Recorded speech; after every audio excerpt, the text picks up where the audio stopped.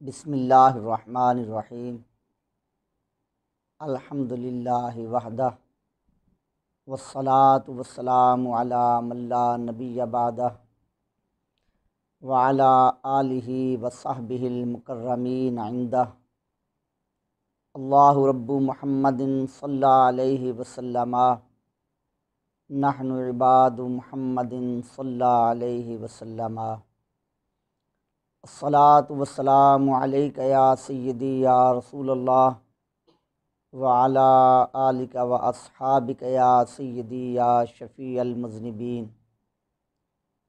الصلاۃ والسلام علیک یا سیدی یا رسول اللہ وعلی آلک و اصحابک یا سیدی یا خاتم النبیین۔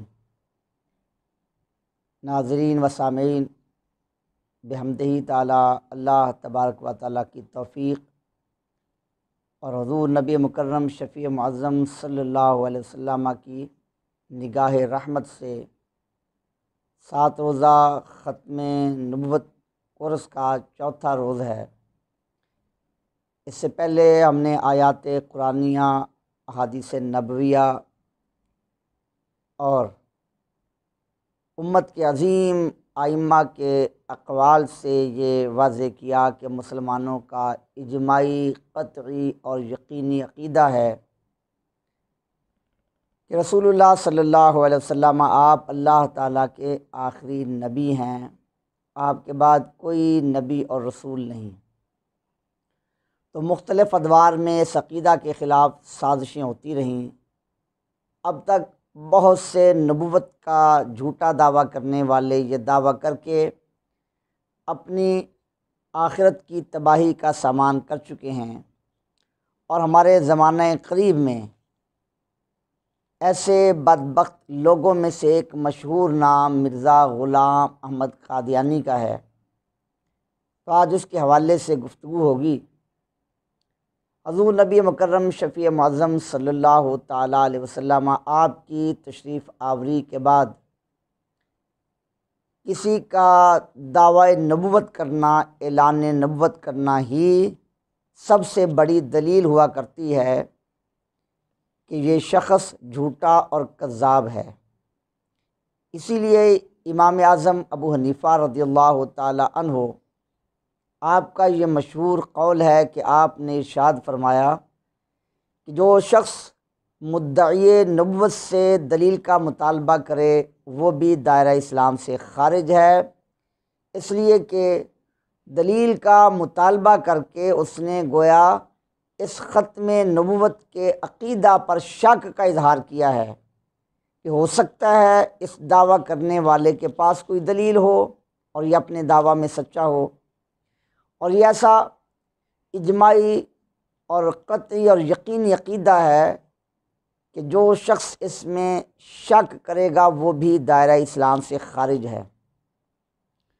البتہ لوگوں کو اس شخص کے کذب پر آگاہ کرنے کے لیے مختلف دلائل پیش کیے جاتے ہیں تاکہ اس کے فریب میں آنے والے لوگوں کا ایمان محفوظ رہے۔ تو مرزا غلام احمد قادیانی، اس کی ذاتی زندگی کے احوال، اس کی سوانح حیات، وہی اس کے جھوٹا ہونے کی واضح دلیل ہے۔ اس لیے کہ اللہ کے پاک انبیاء کرام علیہ السلام، ان کی زندگی پاکیزہ ترین زندگی اور پوری امت کے لیے عملی نمونہ ہوتی ہے، اور ان کی زندگی ان کے دعوی نبوت کی دلیل ہوا کرتی ہے۔ نبی مکرم شفیع معظم صلی اللہ علیہ وسلم آپ نے اعلان نبوت فرمایا تو کفار مکہ کے سامنے اپنی 40 سالہ زندگی کو بطور ثبوت اور بطور دلیل پیش کیا۔ قرآن مجید فرقان حمید میں اللہ جل شانہ نے ارشاد فرمایا، اے محبوب تم اپنی اس زندگی کو ان کفار کے سامنے رکھو۔ فرمایا کہ فقد لبثت فیکم عمرا من قبلہ افلا تعقلون، انہیں بتاؤ کہ میں نے تم میں اپنی زندگی کا ایک حصہ گزارا ہے، میری زندگی تمہارے سامنے ہے، میرا بچپن، میری جوانی، تو اس زندگی کو دیکھ کر افلا تعقلون، ابھی بھی تمہیں سمجھ نہیں آئی؟ ایسی زندگی والا شخص جھوٹا ہو سکتا ہے، اور وہ زندگی ایسی پاکیزہ زندگی کہ اللہ رب العزت نے قرآن مجید میں اس کی قسم یاد فرمائی، لعمرک انہم لفی سکرتہم یعمہون۔ اے محبوب صلی اللہ علیہ وسلم، تمہاری زندگی کی قسم، بے شک یہ اپنے نشے میں بھٹک رہے ہیں۔ تو اللہ کے نبی صلی اللہ علیہ وسلم کی زندگی تو پاکیزہ ترین زندگی، اور ان کی زندگی تو سراپا معجزہ اور نبوت کی دلیل ہے، لیکن مرزا غلام احمد قادیانی کی زندگی یہ بھی دلیل ہے، مگر یہ دلیل اس کے جھوٹا ہونے اور اس کے کذاب ہونے کی دلیل ہے۔ مرزا غلام احمد قادیانی کا نام غلام احمد، اس کے باپ کا نام غلام مرتضیٰ، ماں کا نام چراغ بی بی، اور اس کے دادے کا نام عطا محمد، پردادے کا نام گل محمد تھا۔ یہ اپنی کتاب البریہ اور روحانی خزائن جلد نمبر 13 صفحہ نمبر 162 اور صفحہ نمبر 163 پر یہ لکھتا ہے کہ اب میرے سوانے اس طرح پر ہیں کہ میرا نام غلام احمد، میرے والد صاحب کا نام غلام مرتضیٰ، اور دادا صاحب کا نام عطا محمد، اور پردادا صاحب کا نام گل محمد تھا۔ یہ اس کا نام و نسب ہے۔ اب یہاں یہ بھی ایک قابل توجہ نکتہ ہے کہ تمام انبیاء کرام علیہ السلام کے جو اسماء گرامی قرآن و سنت میں وارد ہوئے، قرآن و سنت میں ان کا بیان کیا گیا، وہ سب مفرد نام تھے: آدم، شیس، نوح، ابراہیم، اسماعیل، اسحاق، یعقوب، یوسف، داؤد، سلیمان، یحییٰ، زکریا، عیسیٰ۔ تو یہ تمام نام مفرد نام تھے، اور مرزا یہ جھوٹا نبی، اس کا نام مرکب ہے غلام احمد۔ اس کا نام ہی انبیاء کرام علیہ السلام کے نام کے اسلوب سے ہٹ کر ہے۔ یہ بھی ایک اشارہ ہے کہ یہ اللہ کا سچا نبی نہیں۔ اور پھر کوئی نبی بھی ایسا نہیں جو مرحلہ وار نبوت کے مقام تک پہنچا ہو، کہ پہلے وہ محدث ہے، پھر وہ مجدد، پھر مہدی، ذلی نبی، بروزی نبی، غیر تشریعی نبی، تشریعی نبی، اس طرح منازل مقام طے کرتے کرتے وہ نبوت کے مقام تک پہنچا ہو۔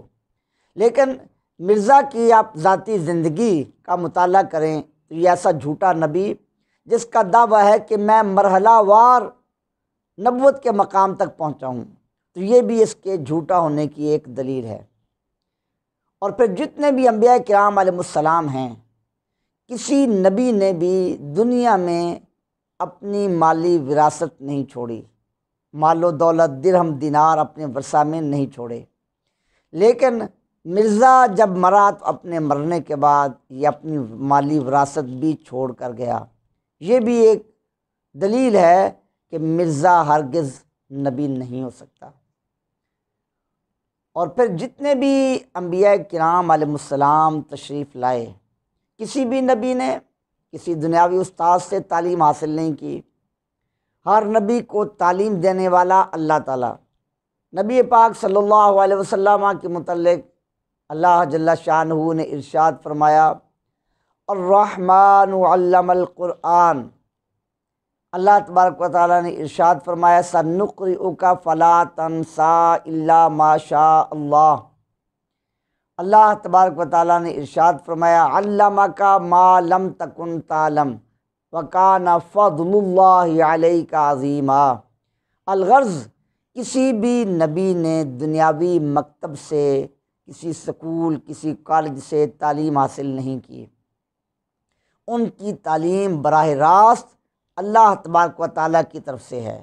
اور مرزا یہ ایسا جھوٹا نبی ہے جس نے دنیاوی مکتب میں، سکول میں، دنیاوی اساتذہ کے پاس تعلیم حاصل کی۔ یہ بھی ایک دلیل ہے کہ یہ جھوٹا نبی ہے، اور اللہ کا سچا نبی یہ ہرگز نہیں ہو سکتا۔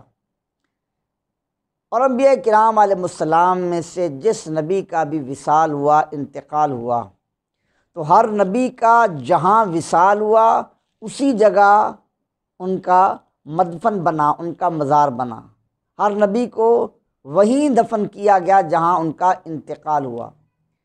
ہمارے آقا و مولا نبی مکرم شفیع معظم نور مجسم صلی اللہ علیہ وسلم، آپ کا انتقال، آپ کا وصال مبارک سیدہ ام المؤمنین عائشہ صدیقہ رضی اللہ تعالی عنہا کے حجرہ میں ہوا، اور آج دنیا جانتی ہے کہ وہی حجرہ عائشہ رسول اللہ صلی اللہ علیہ وسلم کی آخری آرام گاہ ہے، آپ کا مزار پر انوار وہیں ہے۔ اور مرزا غلام محمد قادیانی، یہ فوت لاہور کی لیٹرین میں ہوتا ہے، اور یہ دفن ہندوستان کے قادیان میں ہوتا ہے۔ تو مرزا کی ذاتی زندگی میں ایسے بہت سے دلائل ملتے ہیں جن سے واضح ہوتا ہے کہ یہ سچا نبی ہرگز نہیں ہے۔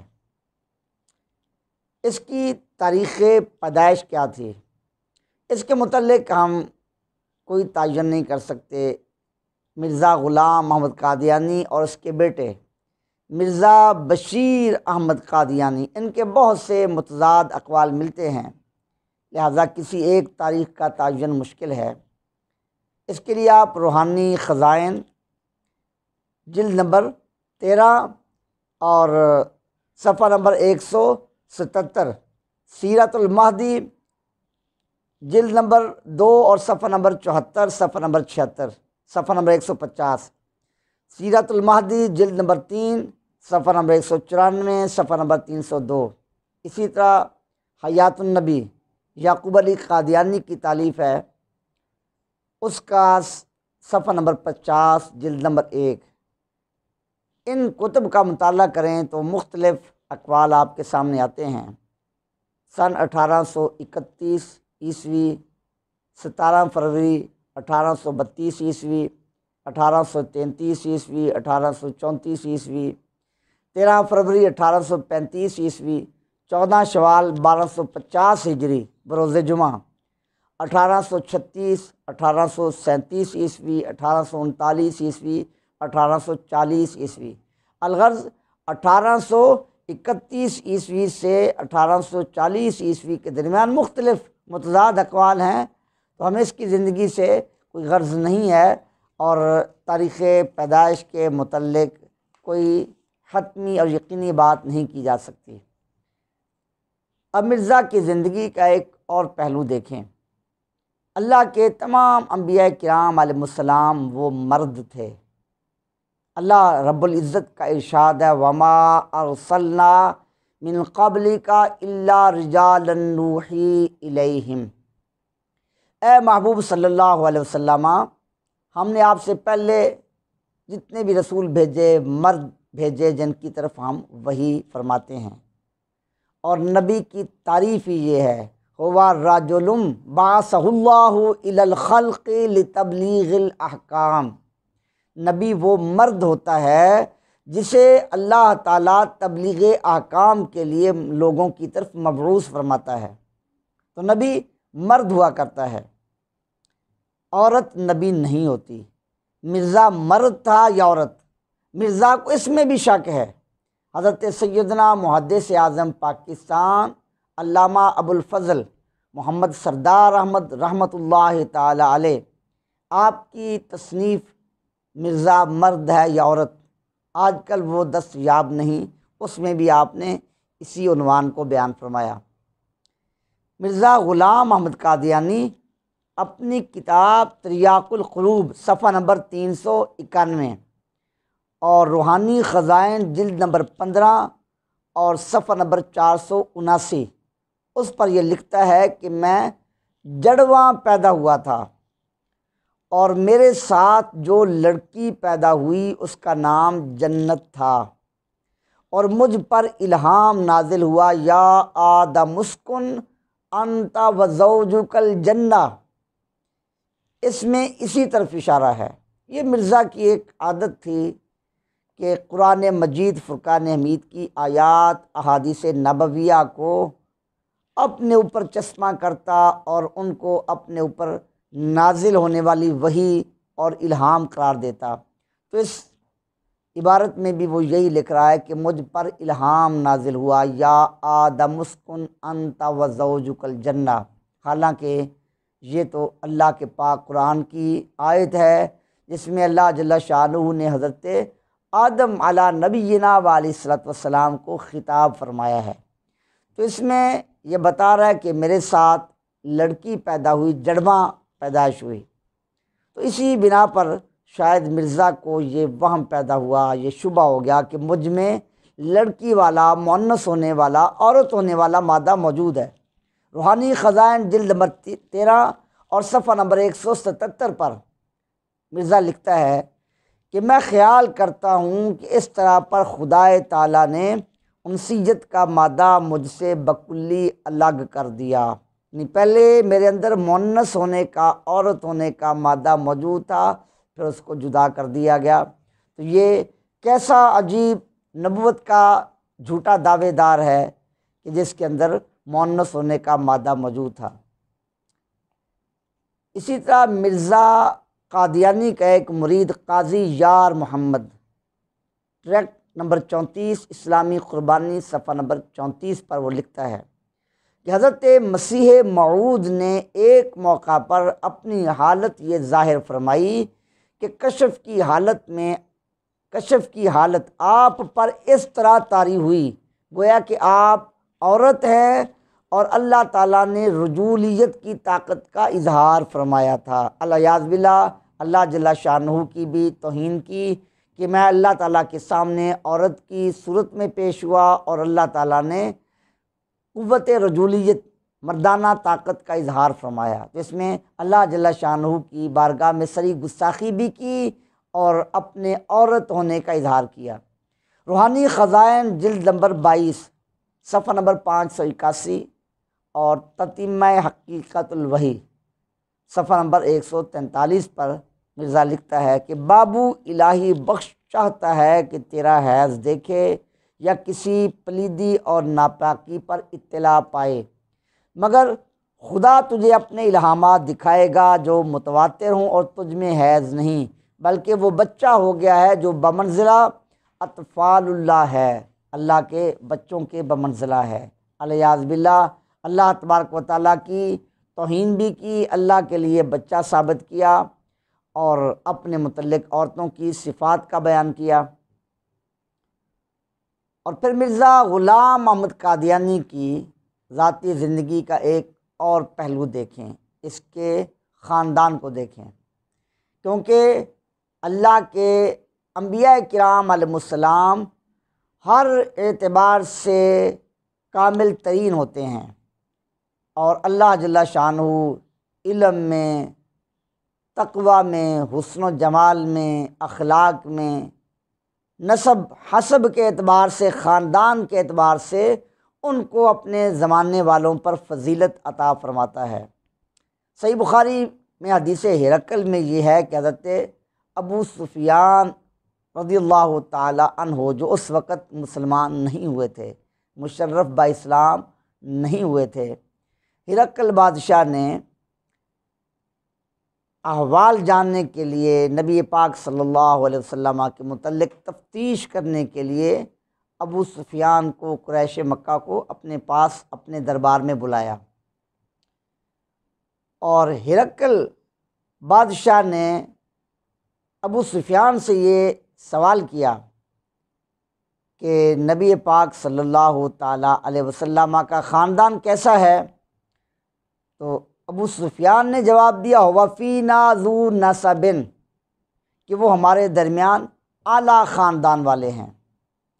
تو ہرقل بادشاہ نے کہا، وہ آسمانی کتابوں کا علم رکھتا تھا کہ فَكَذَلِكَ الرُّسُلُ تُبْعَثُ فِي نَسَبِ قَوْمِهَا، اور رسولوں کی شان یہی ہوتی ہے کہ وہ اپنی قوم کے اعلیٰ ترین خاندان میں تشریف لاتے ہیں۔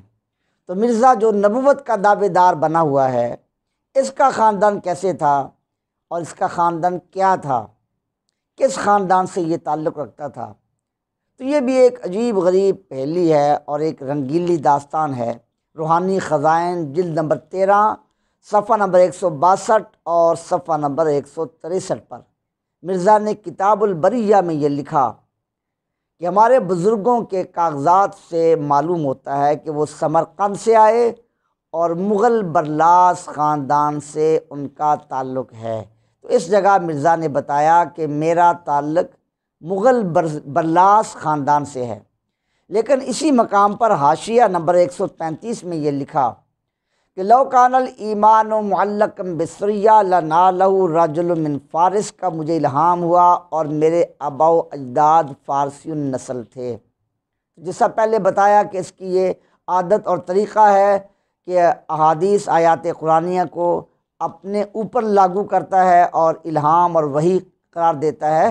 تو یہ تو حدیث پاک ہے۔ نبی پاک صلی اللہ علیہ وسلم نے ارشاد فرمایا، حضرت سلمان فارسی رضی اللہ تعالی عنہ آپ کی بارگاہ میں حاضر تھے، فرمایا کہ لو کان الایمان معلقا بسریہ لنالہ رجل من فارس، اگر ایمان سریہ ستارے پر بھی چلا گیا تو فارس والوں میں سے ایک شخص آئے گا اور ایمان کو وہاں سے حاصل کر لے گا۔ اور محدثین نے، شارحین حدیث نے اس حدیث کا مصداق امام الائمہ کاشف الغمہ سراج الامہ حضرت سیدنا امام اعظم ابو حنیفہ رضی اللہ تعالیٰ عنہ آپ کو قرار دیا۔ اور مرزا کہہ رہا ہے کہ یہ مجھ پر الہام ہوا اور اس سے پتہ چلا کہ میرا خاندان فارسی النسل ہے۔ پہلے کہا میں مغل برلاس خاندان سے ہوں، اور اب یہ بتا رہا ہے کہ میرا تعلق فارسی النسل خاندان سے ہے۔ روحانی خزائن جلد نمبر 18 صفحہ نمبر 216، اس پر مرزا نے یہ لکھا کہ خدا نے مجھے یہ شرف بخشا کہ میں اسرائیلی بھی ہوں اور فاطمی بھی ہوں۔ اب یہاں اپنا خاندان اور بتا دیا، اسرائیل یہودیوں کے خاندان سے اپنا تعلق جوڑا اور کہا کہ میں فاطمی بھی ہوں، سیدہ فاطمہ الزہرا رضی اللہ تعالی عنہا کے ساتھ الیاذ باللہ اپنی نسبت کی۔ تحفہ گولڑویہ صفحہ نمبر 41، روحانی خزائن جلد نمبر 17 صفحہ نمبر 127 پر یہ لکھا کہ میرے بزرگ چینی حدود سے پنجاب میں پہنچے، یہاں چین کی طرف اپنے خاندان کی نسبت کر دی۔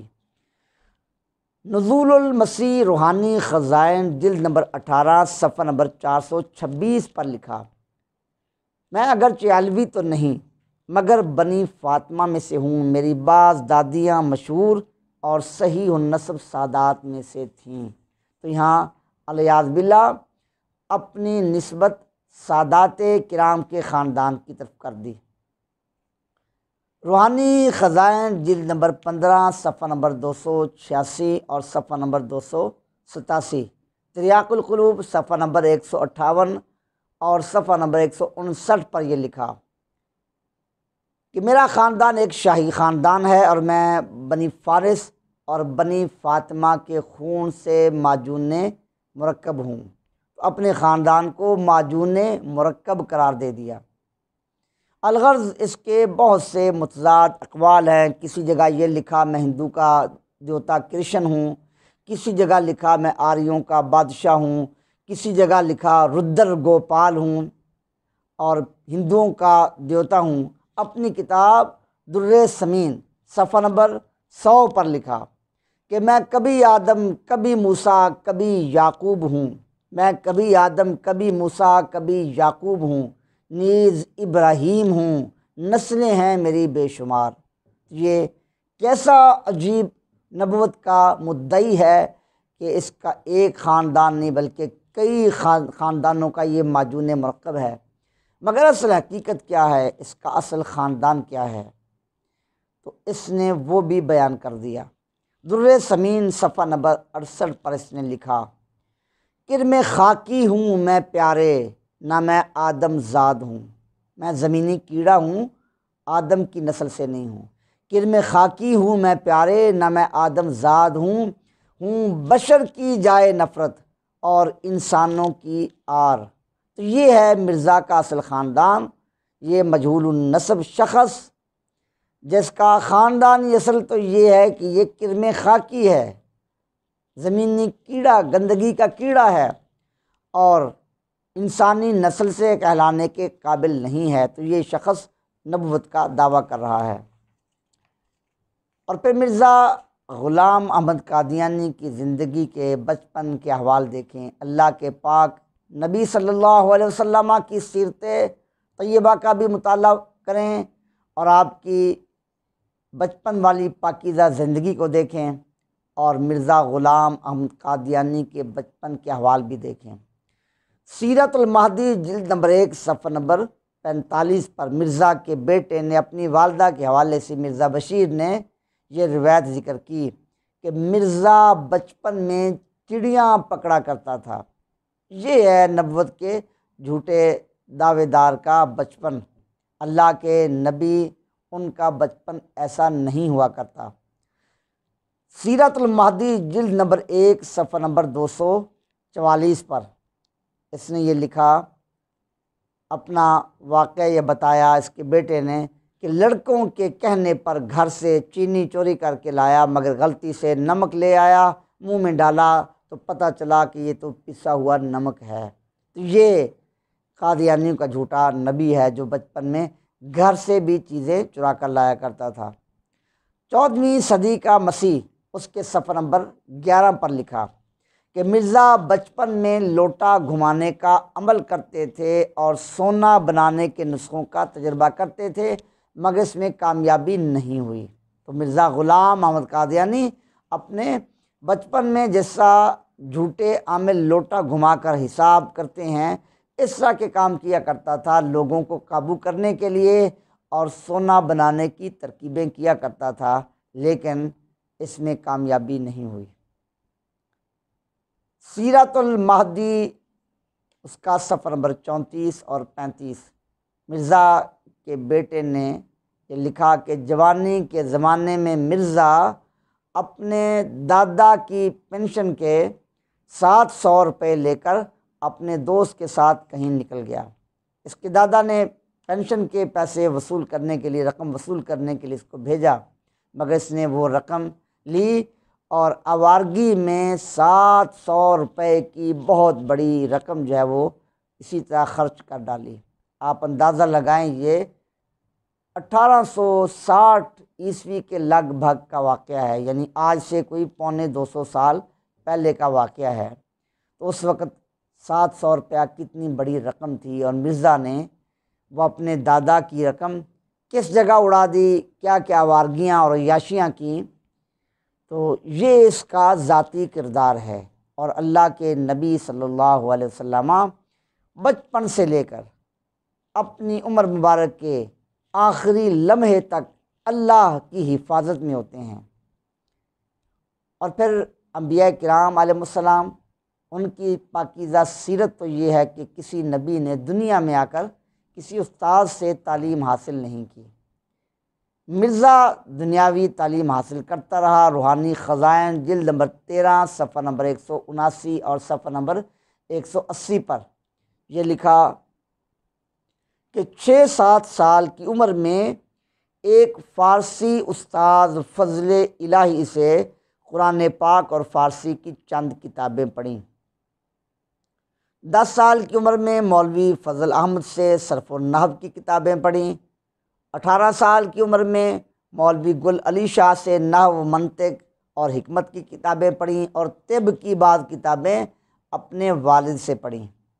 تو ان حوالہ جات سے ثابت ہوا کہ مرزا نے متعدد لوگوں سے تعلیم حاصل کی، جبکہ اللہ کے انبیاء کرام علیہ السلام دنیا میں کسی استاد سے تعلیم حاصل نہیں کرتے۔ اور مرزا غلام احمد قادیانی کی کتابوں میں یہ بھی لکھا کہ اس نے کئی امتحانات ملازمت کے لیے دیے، ناکامی ہوئی، گھر والوں کے طعنوں کی وجہ سے پھر ایک عارضی ملازمت بھی کی، آخر میں مرزا نے انگریزوں کی غلامی اختیار کی۔ تو اللہ کے انبیاء کرام علیہ السلام اس طرح دنیا کے حصول کے لیے در بدر نہیں پھرتے۔ تو مرزا کی زندگی کے مختلف واقعات احوال آپ کے سامنے رکھے، جو اس بات کا بین روشن واضح ثبوت ہیں کہ یہ سراسر کذاب ہے۔ اب اس کی موت کو دیکھیں، اس کی موت کیسے ہوئی، وہ بھی ایک عبرت ناک موت تھی۔ اللہ کے انبیاء کرام علیہ السلام کے وصال کے واقعات بھی پاکیزہ ترین ہیں، اور ان کے وصال بھی ایک معجزہ ہیں، لیکن مرزا کی موت عبرتناک موت تھی، جس نے دنیا پہ اس کے کذاب ہونے کو بالکل واضح اور آشکار کر دیا۔ اس کا بیٹا سیرت المہدی حصہ اول صفحہ نمبر 11 اور روایت نمبر 12، اس میں یہ لکھتا ہے کہ والدہ صاحبہ نے فرمایا کہ حضرت مسیح موعود کو پہلا دست کھانا کھانے کے وقت آیا تھا، مگر اس کے بعد تھوڑی دیر تک ہم لوگ آپ کے پاؤں دباتے رہے اور آپ آرام سے لیٹ کر سو گئے اور میں بھی سو گئی، لیکن کچھ دیر کے بعد آپ کو پھر حاجت محسوس ہوئی اور غالباً ایک دو دفعہ رفع حاجت کے لیے آپ پاخانہ تشریف لے گئے۔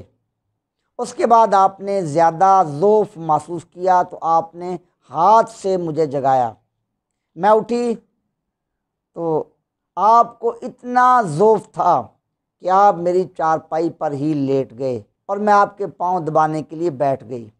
تھوڑی دیر کے بعد حضرت نے فرمایا اب تم سو جاؤ۔ میں نے کہا کہ نہیں، میں دباتی ہوں۔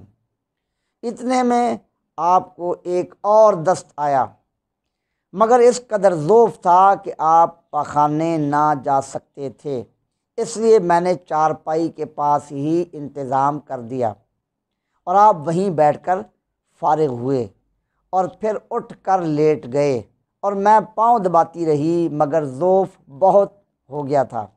اس کے بعد ایک اور دست آیا اور پھر آپ کو ایک قے آئی۔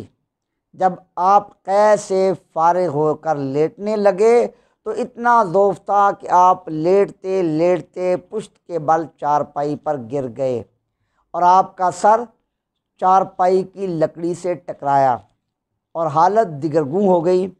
اس پر میں نے گھبرا کر کہا اللہ، یہ کیا ہونے لگا ہے؟ تو آپ نے کہا کہ یہ وہی ہے جو میں کہا کرتا تھا۔ مرزا بتایا کرتا تھا جو اس کے دشمن تھے ان کو ہیضہ ہو جائے گا، ہیضے کی بیماری میں مریں گے، اور اس کو اللہ کا غضب قرار دیتا تھا، اور خود اپنے متعلق بھی بتاتا تھا میری یہ پیشین گوئیاں جھوٹی نکلیں، ذلت کی موت مروں۔ اب خود ہی بتا رہا تھا کہ جو میں کہا کرتا تھا یہ وہی ہو رہا ہے۔ تو خاکسار نے یعنی مرزا کے بیٹے نے والدہ صاحبہ سے پوچھا کیا آپ سمجھ گئی تھیں کہ حضرت صاحب کا منشا کیا ہے؟ والدہ صاحبہ نے فرمایا کہ ہاں۔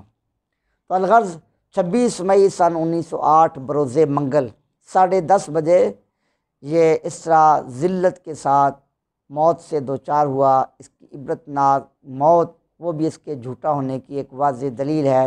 اس کی لاش مال گاڑی پر ہندوستان قادیان روانہ کر دی گئی اور وہاں حکومت کی طرف سے یہ آرڈر ہوا اس کی لاش کے ساتھ جو بھوسا وغیرہ تھا اور تابوت تھا سب کو آگ لگا دی گئی کہ اس کو یہ متعدی بیماری ہے اور دوسروں تک یہ بیماری نہ پہنچ جائے۔ تو مرزا غلام محمد قادیانی اس کی زندگی کے چند واقعات اور اس کے چند احوال آپ کے سامنے رکھے تاکہ یہ واضح ہو کہ یہ کیسا جھوٹا شخص تھا، اس کی زندگی کیسی ذلت والی زندگی تھی۔